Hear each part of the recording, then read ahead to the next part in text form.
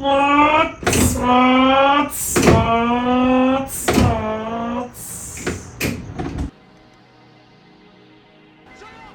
there, welcome to episode 7. In this episode, we are going to do some cool shit. We also hit 200 subscribers, so fuck yeah. We have a laptop with haltech and SP, baby. Yeah, I'm pretty fucking pumped, actually. I guess we're gonna start this with how we got to this point, and then we're gonna get into the cool shit.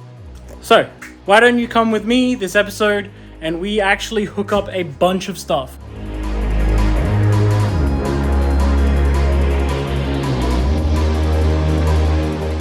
So if we take a look at the chassis plug pin out here, we've got a 12 volt out for the switch, and then obviously an ignition switch input here. So that's what we're going to work on today. We're going to get a 12 volt out from the chassis harness that Raiwire's already provided, the chassis plug, and we're going to get a ignition switch input from the Porsche ignition switch that we're going to take apart. Hopefully we can actually get a signal going. Fingers crossed. Let's talk about the Porsche connector real quick. The first thing that we're going to talk about is the R. The R is a medium gauge yellow wire which provides power to the radio. It is hot in all key positions except off. Moving around, we then have the number 15 pin, which is a large gauge red-black wire which wires at a connector and then feeds the first fuse box, the fuse box in the front, fuse number 7. This powers several items. It is powered in the run and start key position. Moving here to number 50, that is a large gauge yellow wire which is used to power the starter solenoid. It is powered only in the start key position. Next we have the P. The P is actually a medium gauge gray wire which provides power to the turn signal and the headlight dimmer switch in the off key switch position only. So think of this as your hazards power. We then have the X, which is actually two large gauge wires. One is red and yellow, which goes to the front fuse box, fuse number 5 for the heating controls and outside mirror circuits. And the other is a red-white, which goes to position 75 on the light switch as the main power for the lights. This is powered with key switch in positions on and run only. We then have the last 30 plugs. So there's 2 pins here that are 30s. They're both 2 large gauge red wires. One is a always hot feed from the battery. This is also then connected to a smaller gauge yellow red wire, which is then an inline fuse to the radio and a large red gauge wire to the light switch. So the light switch gets 2 powers. The other large gauge red wire that goes through here actually goes straight to the battery feed. So one of these we're going to utilize from the R3 chassis plug as the 12 volt switch output.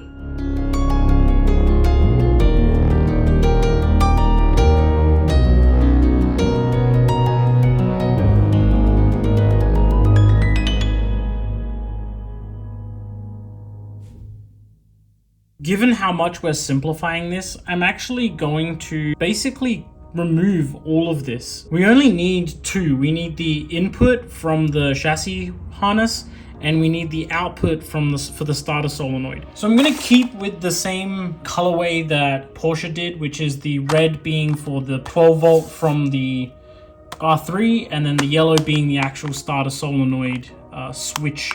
So that's the input color. So let's cut these out, let's start measuring up and we'll go from there.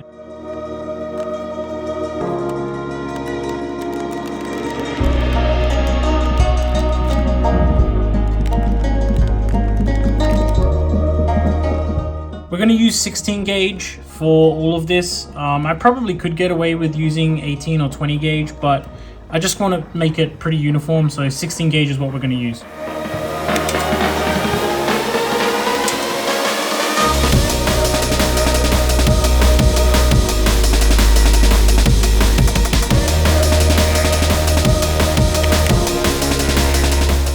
We have a hot into the 30 and we have the starter solenoid here. I am using what I have. I don't have any butt connectors or bullet connectors as they're called. So I've just kind of attached them here with some splicing connectors, and then we're going to actually run extra wire so that when I do ultimately get these bullet connectors, I can then solder in and not have to worry about the rest of not having enough wire. So let's go and measure up.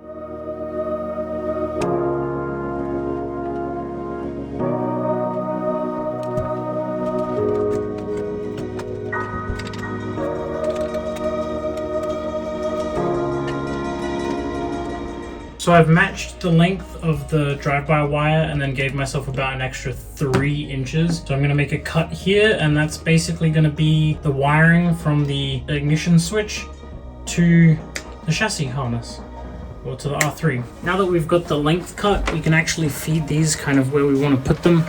I want to keep them as close as I can to the dash pad. I think I might actually put a little clip up here and then just run them straight down through there. So we'll get that going once we sheathe it. And yeah, but the next thing is connecting it to the chassis plug in the right spot.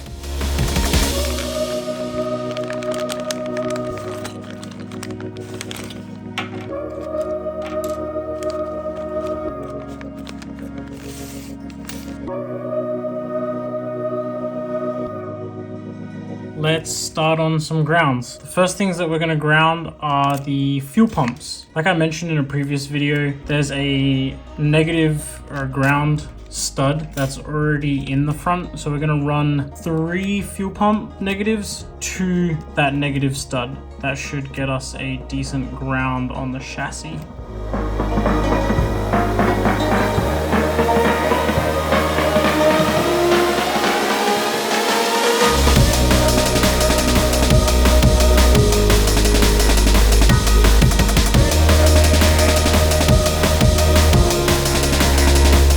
To fit the bracket and the wiring, I've actually offset this about 4 inches. So it comes from the top here out 4 inches. That should give me enough room to cut a hole in the back of this and feed the wiring through and up.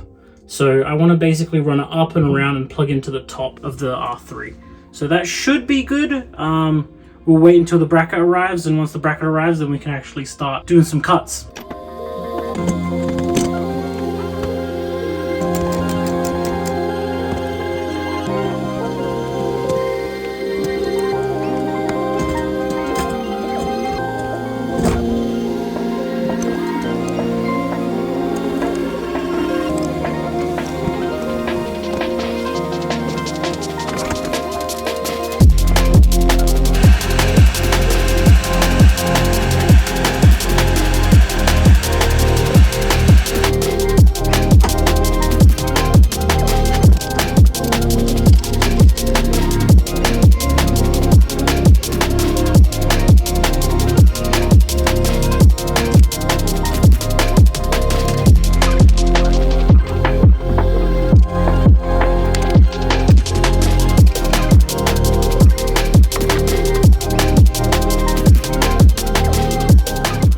That didn't work. The battery is definitely dead. We didn't get any lights come on the R3, so we're actually going to find the trickle charger. I have no idea where it is in the garage, so I'm gonna try and find it. I'm gonna put the battery on charge overnight. Hopefully, come tomorrow, we can plug the R3 directly into the battery and see a status light come on. Fingers crossed, and we'll see you tomorrow. Now that the base map is in there, it's basically all the sensors are programmed to the right wires, all that kind of stuff. I'm going to grab a battery. We're going to hook up the R3 directly to the battery, and we are going to then use the ignition switch to actually turn it on. So let's see how that goes. While we steal the battery out of the wife's A3, let's talk about what actually happened with the base map. Haltech support is insane. The remote help was wild to watch. As a software engineer, I thought it was amazing. So anyway, Andrew at Animal Auto was able to log in remotely, use a previous map that he had, and the pinout provided from Wire Motorsports to set up exactly what we needed for the Porsche. This meant changing a few things around, mainly the fuel pump, some water pump things, as well as removing things that just weren't used anymore. Once that was sorted, it was just a matter of powering it up and testing a few systems.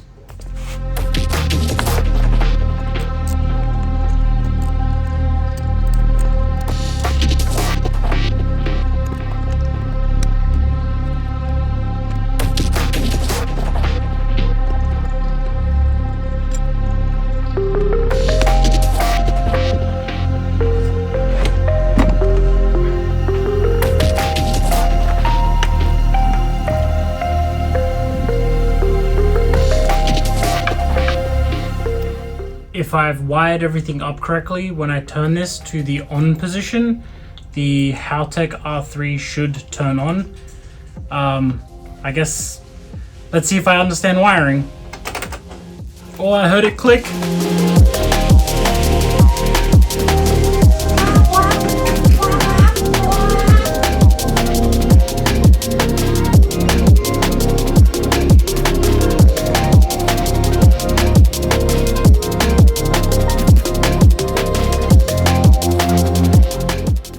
I really struggled to sleep last night thinking about that keypad, and so the idea was to grab the battery out of here again this morning and plug it all up again.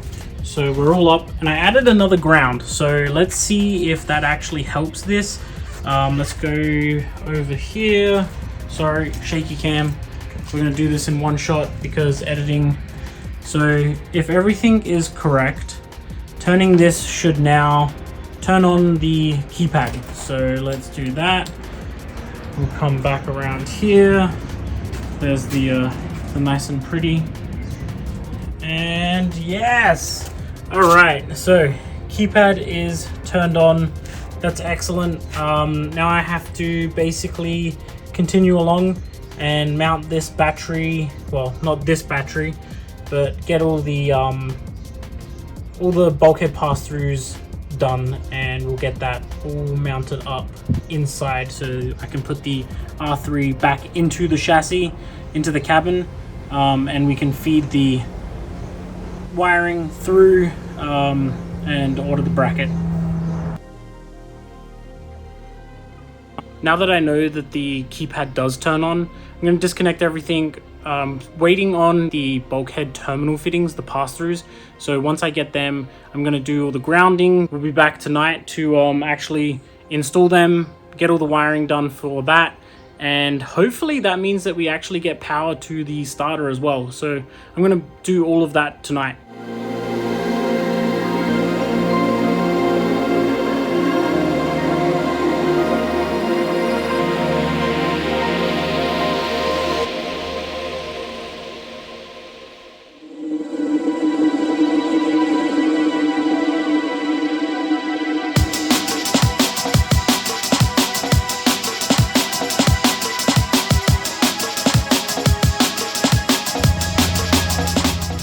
Guess you can see how far it will stick out based on if I position it like this. It will be pretty low, so I'm not too worried about it sticking out that far. It's not going to collide with the torsion bar or anything like that, the torsion tube.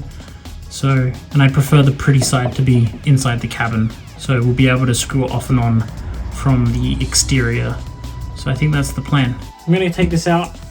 We're not going to use it. I'm just going to remove everything. There is some holes in the floor and there's wax behind it, so I'm not sure how I'm going to close them up. But that being said, I'm probably going to utilize them for the next battery mount. I felt like I didn't need to take a video of removing this, but as you can see, there's the holes that I need to figure out how to fill in.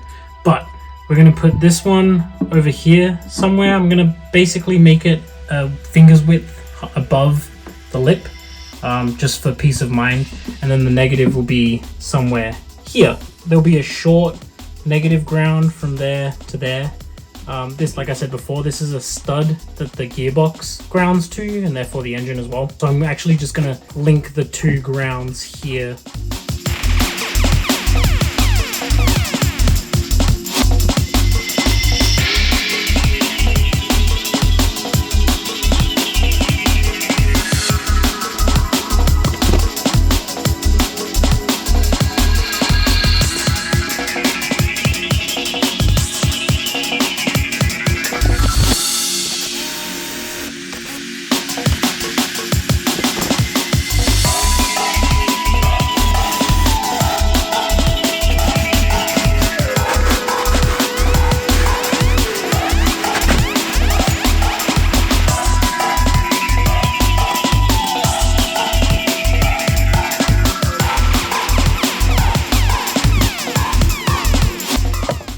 Where the ground is going to go into this one, and then that's the original chassis ground. So we'll just link them two up together. Just did a quick dab of steel it, so that should be good and should not rust at any point.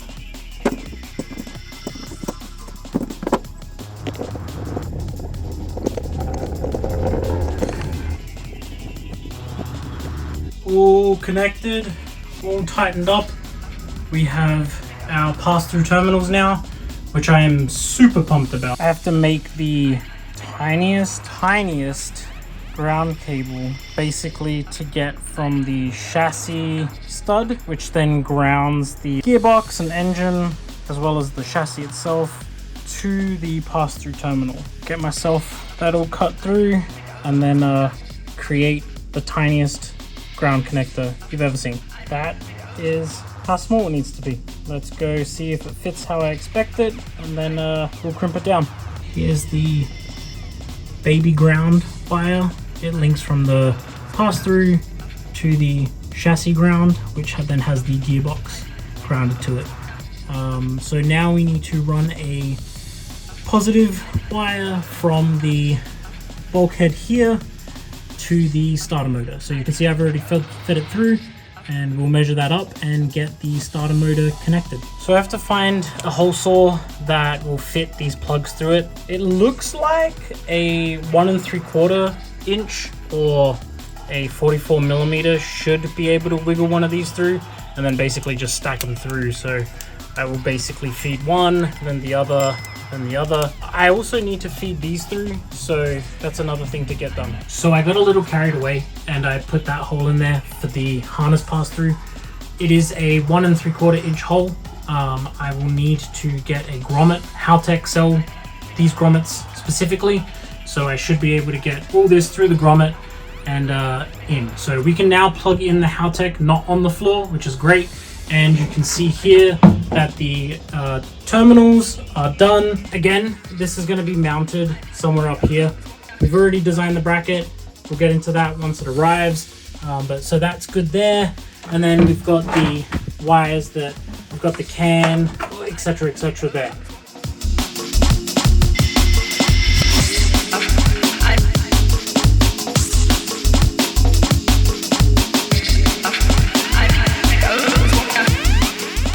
That was a super fun episode. I got a lot done. I'm really happy with where I landed in this episode.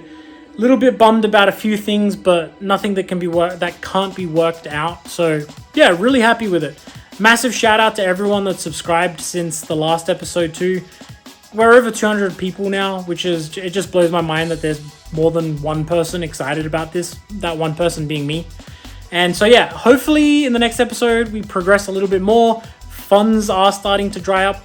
Well, I'll be honest, they've dried up. I have no more money, so we're going to focus on things that don't require any more big purchases, and that'll probably be the next episode. So until then, I've also linked all of the purchases that I made in the description, so people that are interested in the pass-throughs, etc., they're all linked in the description.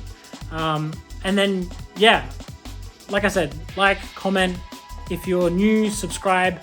There's like 80% of viewers aren't subscribed, so it would be great if people did subscribe. If you don't, then sure, enjoy from afar. Whatever. Anyway, have a great rest of your day, night, evening, whatever it is, and I'll see you in the next episode. Thanks, everyone.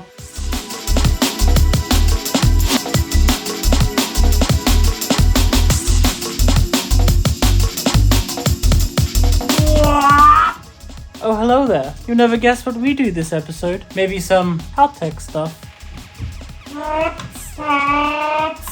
I wish I had a turbo.